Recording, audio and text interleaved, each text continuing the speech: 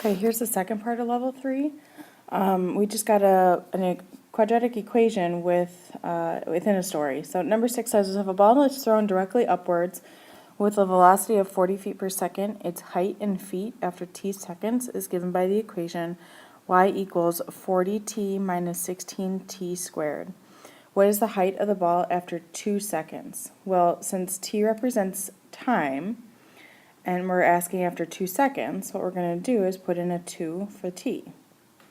So 40 times 2 minus 16 times 2 squared.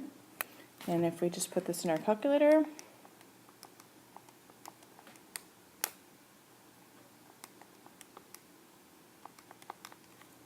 you're going to get 16. So y equals 16. So that means there's 16 feet in the air after 2 seconds. What is the maximum height attained by the ball? So maximum height, if you're thinking about the shape of this graph, it's going to be pointing down because the number in front of the t squared is negative. So the maximum height is also called the vertex. So we want to find the vertex of this graph. Now, this is in standard form, so we can do one of two things. We can try and factor out a t, or we can just go ahead and do the opposite of b over 2a, and that's what I'm going to do here. So I don't have to factor, I don't have to worry about that. So the b term is 40, so negative 40 over 2 times the a term, which is 16.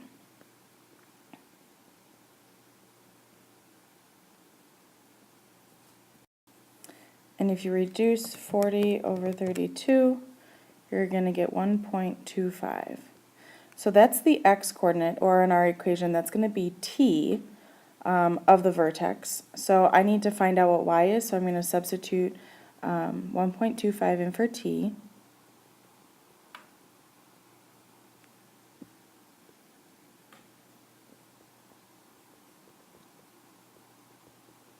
And again, you can use your calculator.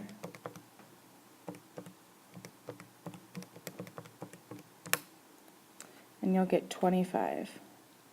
So the vertex is at 1.25 comma 25. And if it asks for the maximum height, again, maximum height is the height on the y-axis, so it's going to be 25 feet.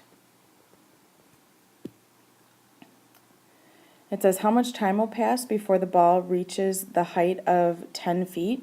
So we're solving for t here. We know the height is 10, so that's what y equals. So we're going to put in 10 for y.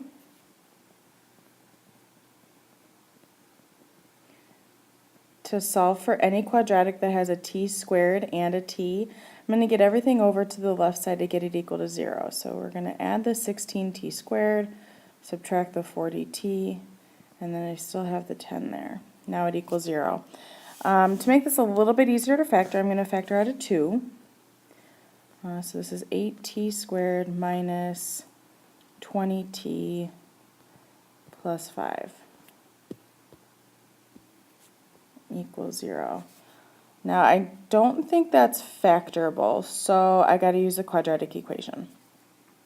So I can just use it inside the parentheses because the 2 is just a multiplier. So x is going to equal the opposite of b, so 20 plus or minus the square root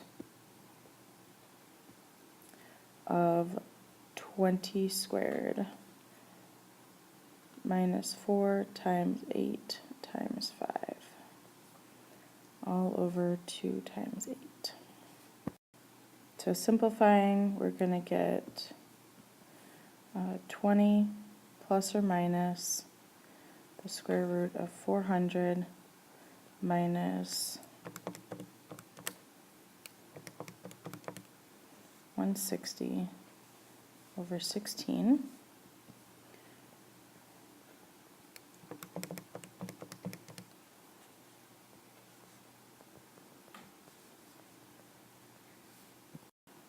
.240 can be broken down into 16 and 15, and then 16 and 4 and 4. And 15 doesn't have any more pairs, so 4 will come out. So 20 plus or minus 4 root 15 over 16.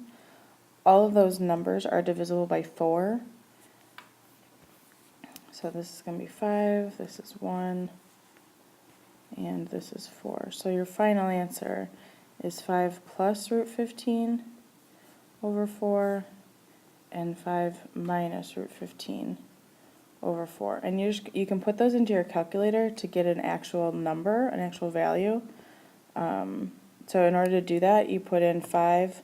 Remember, the top has to go in parentheses, so you'd put in 5 plus root 15 over 4.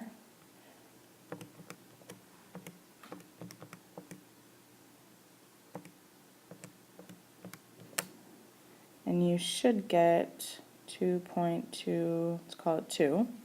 And then same thing, 5 minus root 15, and divide that by 4. And you'll get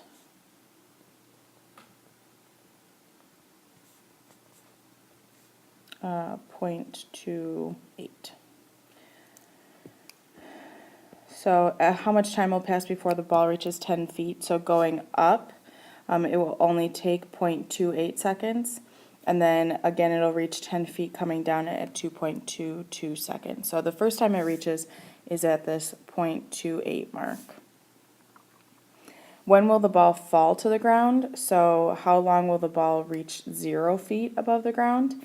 So we'd say 0 and for y. Okay, because we're at 0 feet if we're on the ground. I'm going to factor out a t here. Actually a 4t. So this is going to be 10t minus 4. I could have actually factored another thing out. So let me go back.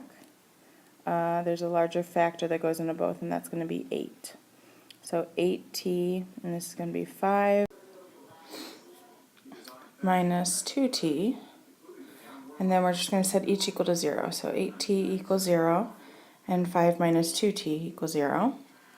So I'm dividing this by 8. 0 divided by 8 is 0, so obviously the ball is on the ground when it starts. And then if I add 2t over here, and then divide by 2, t will equal 2.5. So after 0 seconds, so obviously this is where it starts, and then after 2.5 seconds, the ball will be back on the ground.